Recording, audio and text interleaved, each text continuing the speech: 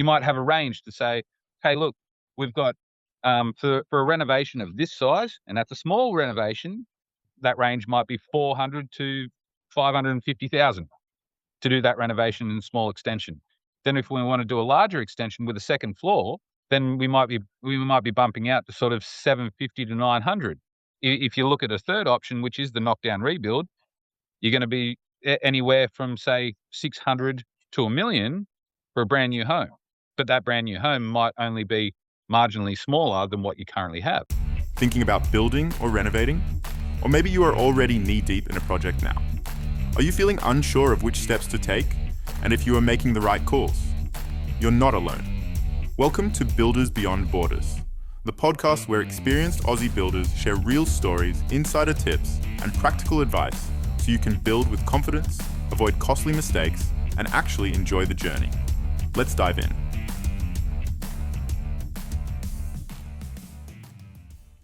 Hey everybody, welcome to another episode of Builders Beyond Borders. My name's Paul, I'm from Independent Building Solutions. We're based in Canberra, and today I've got Hugh with me from New Realm Homes down in Melbourne.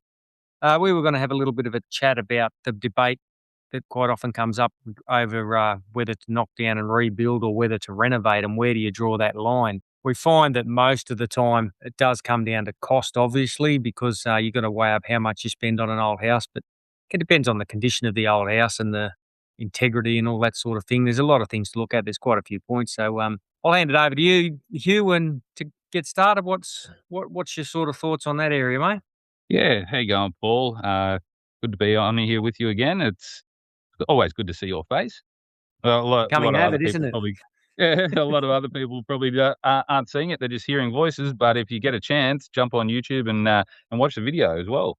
Really helps out. So to this today, like I'm blown away by how many times we're actually asked by people that are sort of thinking about doing either a renovation or a knockdown rebuild or something along those lines. And the most common question is, what stacks up? What stacks up better?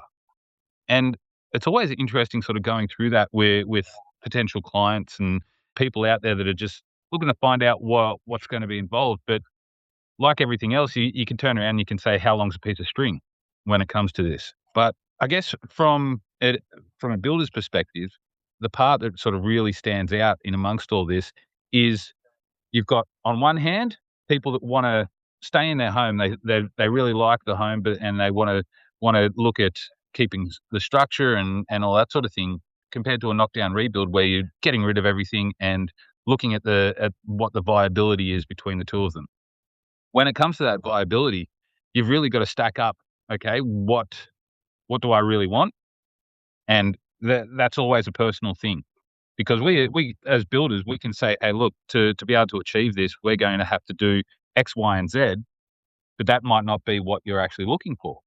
I guess you could say I find that the debate is very much fraught by danger because there's so many variables that, yes, on one hand over here, you can say, well, it'll be cheaper to do a knockdown rebuild and build a home than to renovate your old house because there's so many unknowns within the home.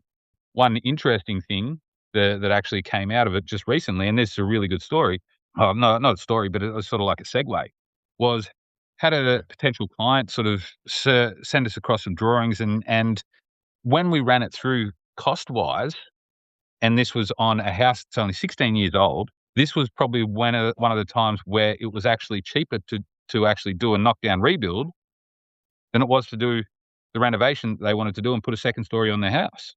How is that even possible? But one of the things was the 16-year-old house that had been a previous single-story, volume-built home, but wanting to put a double-story extension straight down the guts of the house. But the way it was designed, it was going to be excessive in the amount of work that was needed in the ground of the house. When it came to it, you're looking at $900,000 to put a second-story extension on it. Yeah, well, that's getting up there a bit, isn't it? And that's, I guess, the things you got to weigh up. And every house is going to be different because it will depend on the structural integrity of the existing house and the amount of work you may have to do to make that work. And that was obviously one that was, not going to be easy, because usually it does come down to cost, because it depends on the extent of the renovation and the extension or whatever you're going to do and how much it's going to cost as compared to how much a new house costs, because it doesn't cost much to clear the block. And then I bet, some people have emotional attachment to their house. They Mm, don't want to knock it down. Some people don't have one at all. Some people are actually quite over their house, so they do want to get rid of it. They just feel like a fresh start, but they like living in the same spot where they're living. mm. And the blocks of land in the older suburbs are usually a bit bigger and a bit established areas. It's a much nicer place to be than out in the newer suburbs as well. So there's quite a few things that come into play, and landfill's becoming a big problem. A lot of people do like to recycle. A lot of people don't like to create landfill, and we are getting a bit more of a green society, and it's probably some people are a bit extreme with it. Some people aren't. Everyone's different, aren't they? So there's that to weigh up too. If that's something that plays on your mind, some people couldn't care less. Once it's gone, it's gone. Some people are concerned about where it's going and what it's doing to the environment, aren't they? We do have a lot of people like that in society today. So each to their own, and it's So it's not just a simple question we can answer when someone comes and asks us, should we knock down and rebuild or should we just renovate? It's fair bit of thought and a fair bit of costings and things like that need to go into it, and testings of existing house, etc., to sort of decide which way is going to be better. So it's really a case of probably costing them both out first as well to see, isn't it? Oh, definitely, definitely. And when it comes to it, like for the sake of say $500 to $1,000 for a feasibility on what's going to be able to be done, and it might be something that people daunt and go, oh well, why would I pay $1,000 for someone to tell me whether I can do it or not?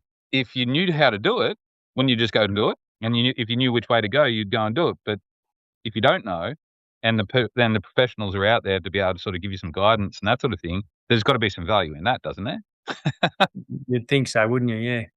Yeah, you'd think that, but when it comes to it, like for the sake of a small nominal fee to sort of engage somebody to come and do a quick rough drawing and just go, okay, well, look, you've got your existing house plans, let's just say, and we go, okay, well, you want to extend out here. That's going to give you an extra 50 square meters. You're going to be able to do this, and you can work out what's going to be going on. Just a basic mud map, as to say, and then compare that to, oh, okay, well, if we do a knockdown rebuild, we want to build this size house. We'd want to make sure that it's this size. Okay, the person's come out, they've measured things up, they can see the existing house, they can see some basic conditions on what's there, and can give you a rough idea on what kind of latent conditions are going to be behind the house to be able to sort of do any renovation. Then there's going to be some value that somebody's actually come out and they've seen what's going on, they see your vision, because that's probably the biggest part is what's your vision for being able to that you want to achieve for your home. Then to just sort of have that and be able to go, okay, well, we've paid the fee, we've got a feasibility for what we're looking to do. We've got one option, we've got two options, we've got three options, we've got four options possibly, all with the relative cost. And now, it's not going to be like a specific, like that's going to be the cost to do it down to the very cent. You might have a range to say, hey, look, we've got for a renovation of this size, and that's a small renovation, that range might be 400 to 550,000 to do that renovation and small extension. Then if we want to do a larger extension with a second floor, then we might be bumping out to sort of 750 to 900.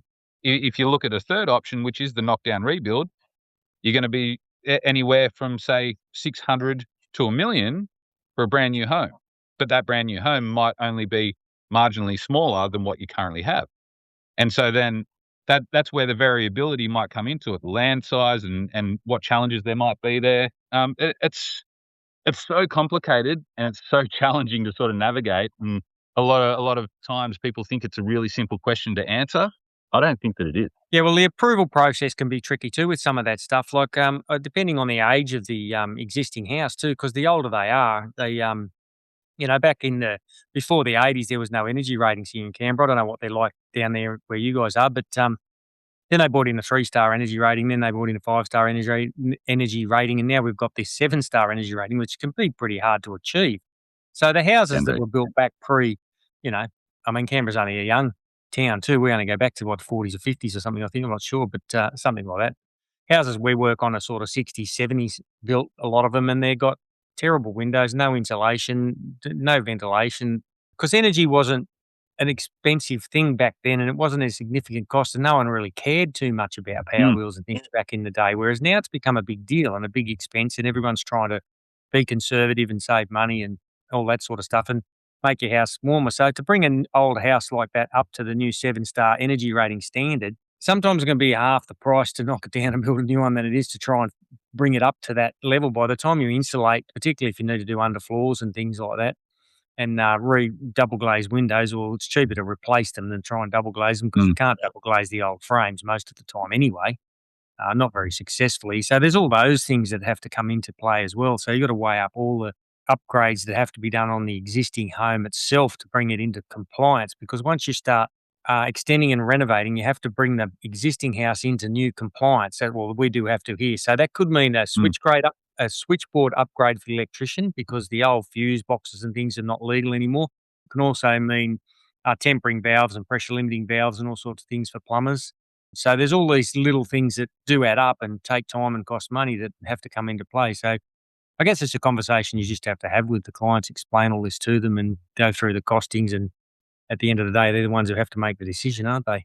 Well, they are. And I guess you could say it's getting more and more confusing because of the amount of regulations that we've all got to sort of abide by to get permits, and whether it's a planning permit, because like you said, all the extra little things that might come into a property and a dwelling to do one or the other can be nightmarish. I mean, you sort of mentioned there about the getting up to the 7-star requirements, and that's a certain aspect of that's okay. But at the same time, if you get up to a certain percentage of renovation or extension on your home, that's when you've got, like in Victoria anyway, that's where you've got to meet that regulation, and then you've got to bring up the rest of the home to that compliance level.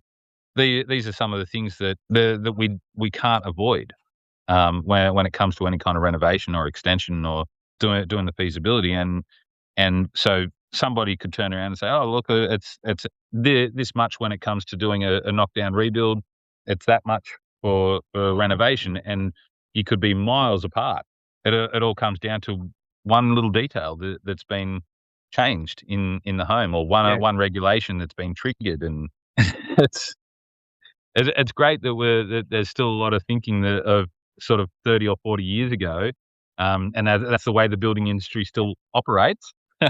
But yeah, we're still battling a system that is constantly changing the goalposts and changing the hurdles to make it more and more difficult. Yeah, that's why we need to explain it to clients, don't we, and go through it with them, because it's just they start to think you're ripping them off when you start talking about some of these things, because they don't realise how much red tape and fees and things are involved, and costs a fair bit just to get to the point of being ready to start, doesn't it? So yeah, there's a lot of government bureaucracy and stuff like that we need to go through and tick all the boxes, and you can't just not do it. You know, some people get annoyed with the cost of these things. Oh, why do we have to do that? So, well, because you just have to. It's not negotiable. You know, it's a bit expensive. So yeah, I know everything's expensive, isn't it? But it's just, and then when you've got an accumulation of those things, it can add up to, $15,000-$20,000 in fees and consultants just to do a $200,000 job before you even start to get it over the line, can't it? And that's 10%. It's not uncommon for it to cost that much. That's right. It's pretty out there, and we're constantly battling and constantly being told, "Oh, you're too expensive," or "It's too expensive to build," or "Why does it cost so much?" And they're all valid points, but what are you comparing that to? Well, they're not comparing it to anything, are they? They're just wanting to get it done as cheap as they can. That's the thing. That's why we need to explain it to them. You got to have a list of, you got to pay for your energy rating and your plumbing approvals, electrical approvals. You got your building process, your building certification, your engineering, whatever else needs to be done. The homeowner's warranty insurance, all those things that you have to do before you start. I guess you have to do them for any job, most of those, but they can be a lot more expensive on an old existing house than they can on a new one. Oh yeah. Yeah, to be compliant. Definitely. And nice segue is all the safety requirements as well. We've got to be managing that as well. And so some houses need more of that than others. If you're just doing a little square box volume builder sort of style, that sort of thing is fairly minimal, because you only need to do sort of one little thing. But if you're doing complicated builds or a house that's going to need half the house pulled out so you can actually get some scaffolding through. Yeah. Where these costs, they add up, and might only be sort of 1% here, 1% there, but you get 10 of those, there's 10% of the bill in no time flat. Yeah, well, that reminds me of a few of the other safety issues too with knocking down a house. You've got to obviously, if it's an older house, it might have asbestos in it, so they've got to come through first. You've got an asbestos clearance, and you've got to get your gas, your water, your power, all that stuff terminated and certified for the demolition guys, so they can get their because the demolition actually has to be approved as well. It's a separate DA here than the house, so you need BA, sorry, building approval, not the design approval. You need 2 BAs, one for the house and one for the demo, to do a knockdown rebuild here. So that's all got to be done. And, your gas, power, water and all those things have got to be reconnected as well. So you're paying twice for a lot of those things with a knockdown rebuild. So they're fees that just sort of add to the cost of knocking the old house down rather than renovating as well. So there's a fair bit involved in it. There is.